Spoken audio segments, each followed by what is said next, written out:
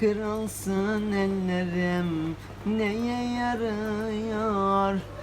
Geçtiğim gidiyor, tutamıyorum. Ne zaman bitecek tanırım bu azap? Yarını olmayan günlere kaldık. Dünyamı ben yıktım kendi elimden. Aşkıma bir yuva kuramıyorum. Ne zaman bitecek tanırım bu azap? Yarını olmayan günlere kaldık.